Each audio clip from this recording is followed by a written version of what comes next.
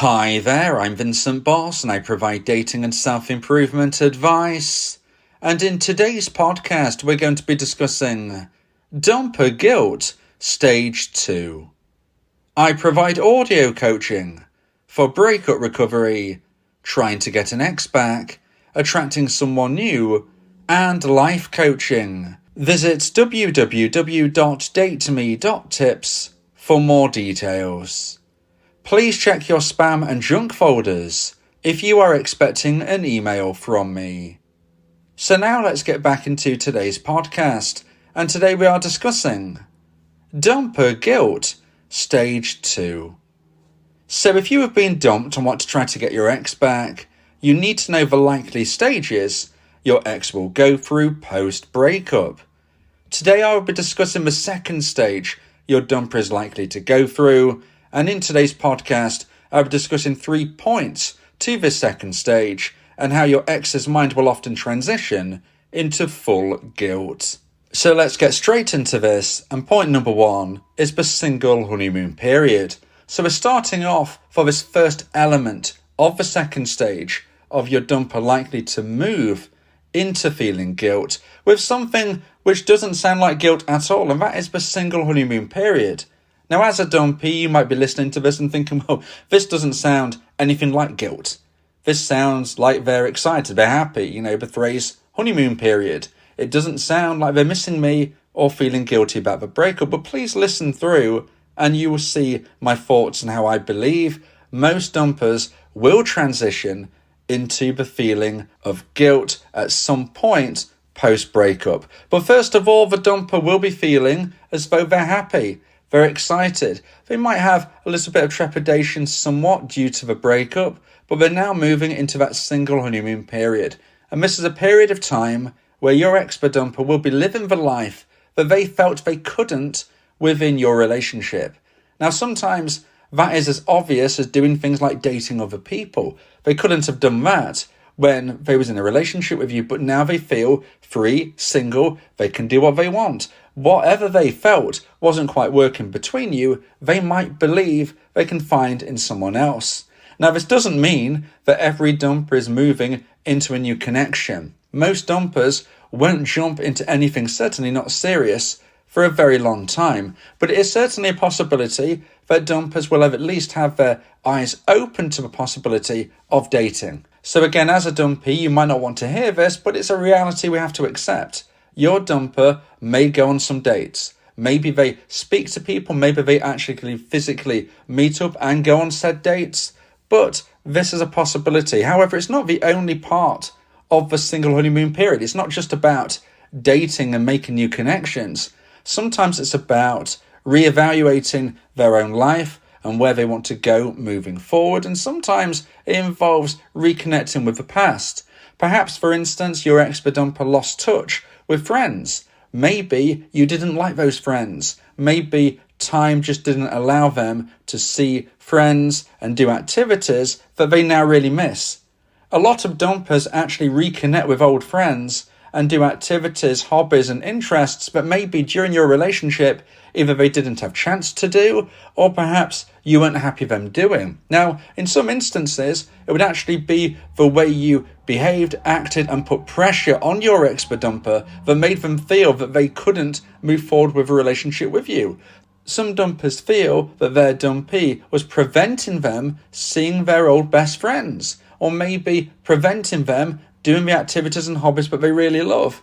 Now, as a dumpy, you might listen to this and think, yeah, I didn't like them hanging out with those friends because they were a bad influence. Or I didn't like them doing those activities because they were dangerous or they were silly or they was a waste of money. Now, you might see this from your perspective, but perhaps you were eventually dumped due to a loss of romantic emotional attraction connected to the fact that you didn't let your ex-dumper live the life that they felt they wanted to within the relationship. Now, that's not always the case. You might be a dumpy that let your ex spend time with their friends, do their thing, live the life they wanted to, and sadly they still lost romantic emotional attraction. This isn't the same situation for everyone, but I just wanted to bring it up.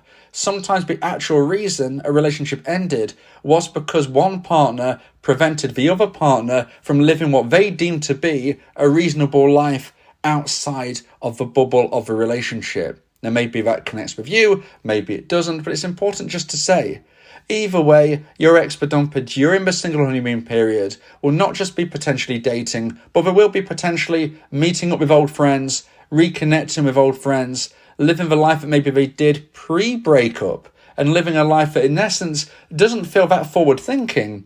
More so, it looks like they're looking back to the past.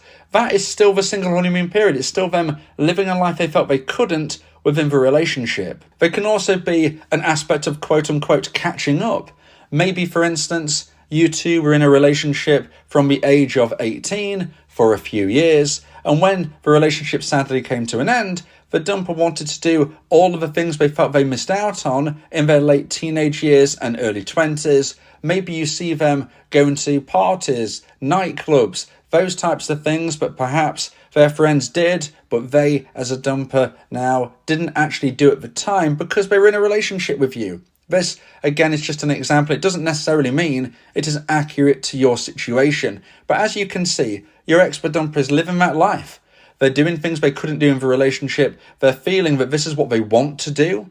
Everything right now feels fresh, exciting, and new. Even if it's old things they used to do, it still feels fresh and exciting and new right now because it's probably been so long since they last did it.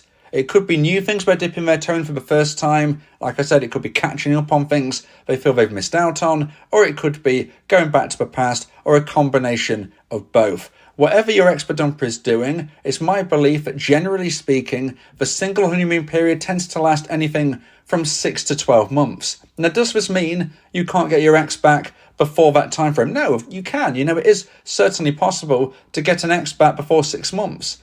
But I would say from what I've seen from my research, you need to be looking at that 6 to 12 month mark of your ex-dumper getting through the single honeymoon period, because this is something they need to do to satisfy the experiences that they feel they need to try. So now let's get into point number 2 and the second point of today's podcast. Please like this video if you're watching on YouTube and subscribe to the channel. And point number 2 is the bubble bursts.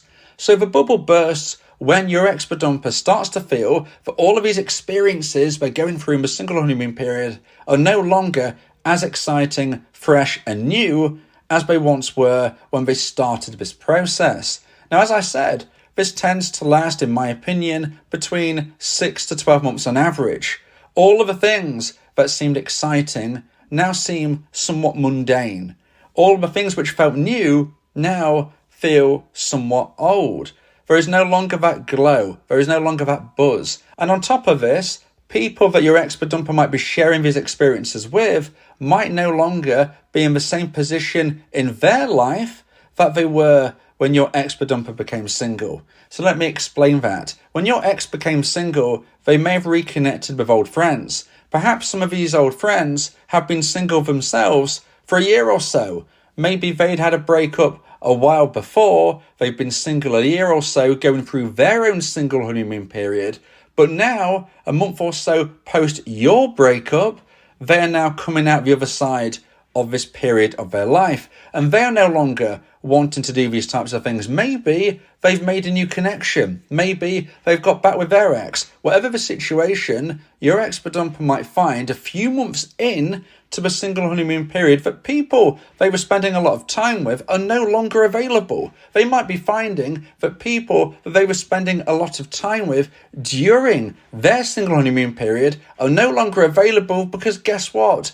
They are now paired up, whether it's with a new connection, whether it's with an ex of themselves. All of a sudden, your ex-dumper is finding themselves with less and less people to spend time with, less and less people to spend time with, do their thing and have their fun. When they first became single, your ex might have thought, there's all these new people, all these old people, all these people to spend time with, have a laugh, have fun. A few months down the line, guess what? Your ex-dumper is only spending time with 1 or 2 people because the others have started to pair off, live their life, and all of a sudden, your ex-dumper starts to feel a little bit alone. You know, I'm no longer having this exciting, wonderful experience with many, many people. Now there's just me and one other who's going out to nightclubs each week. It's not really as exciting as it was 3-4 months ago. This is really starting to lose its shine. So as we can see, your ex-bedumper is on their journey, but also the people that they spend time with would have been on their journey. And we have to realize and recognize that everybody's journey is unique. Everybody's journey will go down their own paths, routes, situations, and different time frames. Just because your ex-bedumper is living their life during this time frame, maybe the people they want to spend time with are actually approaching a different phase of their life. And this makes a huge difference to the likelihood of what your ex-bedumper will be doing in the weeks and months following. If they feel more alone, this is when their single honeymoon period is more likely to come to an end. 6 to 12 months is the average, and the bubble will burst. Now, what happens when the bubble bursts? What happens when things no longer feel exciting and fresh? Well, in essence, your ex-bedumper hits the crossroads. They're at the crossroads where they have to look in the mirror and really reflect and think, have I made the right choice? Did I make the right decision? I've lived this life post my relationship, and what do I get for it? How do I feel about it right now? I'm single. Now, I'm saying your ex-bedumper is single because most of them are at this time. A few may have got into new relationships, but the likelihood is these relationships won't last the test of time. Anybody who gets into a new relationship within a year or so post-breakup, well, it's not likely to last. Statistically, this is what we would call a rebound relationship. It generally doesn't last the test of time. So, most dumpers will find themselves out of a single honeymoon period as a single person, reflecting and wondering, did I make the right choice after all? Should I have just stayed with my ex who loved me? Was that relationship so bad? Now, if your ex-bedumper comes to a conclusion at this stage that they made the right decision, well, unfortunately, as a dumpee, it's going to be very challenging for you to get your ex back anytime soon. And this can be aggravated by the fact if you as a dumpee have continued to chase, bother and harass your ex during their single honeymoon period. If you've done that, but when they get to a crossroads, when they self-reflect, they will likely say, yeah, I've made the right choice. They were annoying. They were annoying in the relationship. They're annoying post-breakup. Yes, I've made the right choice. If that happens, it's going to be very tough for you to get your ex back anytime soon. However, most dumpers are not going to come to that realization, because if a dumpee lives their life in the right way, they're not going to be harassing their ex. And therefore, at this point, when the ex-bedumper looks in that mirror metaphorically, they'll be thinking to themselves, I don't know if I've made the right choice, because I'm finding myself single, I'm finding myself bored, alone, somewhat sad. And from what I've heard, my dumpee is living their best life. I've heard it from friends of friends. I've seen it on social media. They're not contacting me, so I'm having to fill in the blanks in my mind about what is actually going on, and I'm imagining that they're having a great life. So how come they're having a great life and I'm not? If your ex-bedumper starts to feel these thoughts, think these emotions and feelings in their mind, they are much more likely at the crossroads to start feeling the regret and the guilt that we are looking for as dumpees if we want to try to get them back. Now, if you would like advice and support about how to try and increase the chance of one day getting your ex back, then you may want to consider my audio coaching service, where me and you can speak one-on-one about your unique specific situation. Go to my website, www.dateme.tips, for more information about how I can become your coach and your teammate via my audio coaching service. So now let's get into point number 3 and the final point of today's podcast about dumper guilt stage 2. And point number 3 is guilt for many reasons. So this is what we're looking for, dumpees. If you want to try to get your ex back, they need to feel regret and they need to feel guilt. And this is why and when your ex-bedumper might be feeling guilt for many reasons. As I said at the crossroads, they would have come to a conclusion most of the time. If you've done your part, dumpees, if you live your life the right way, most of the time a dumper will come to a conclusion that they feel somewhat guilty about what has happened. Now, this doesn't necessarily mean you'll get your ex back, but it lays the foundations of possibility for that to take place. Now, the guilt for many reasons can be listed somewhat as follows. A dumper might be thinking, perhaps I've made a bad choice and I'm now further behind in life than where I want to be. Maybe, for instance, the dumper had a grand plan of when they wanted to get married, maybe when they wanted to have children, And they're now looking at things and thinking, well, I was getting to that stage with my ex, and yet I've ended a relationship, gone on my own path for 6, 9, 12 months. It's not made me happy. I'm not any further along, and I'm now starting to feel like I've made a bad choice, and therefore I've wasted time. I'm not any further down the line of my life path. I want to be further along. I wanted to be further along at this stage. I wanted to live with someone, be married to someone, have kids with someone, and yet I'm single and alone. And this is because I ended a relationship that probably wasn't really that bad in hindsight.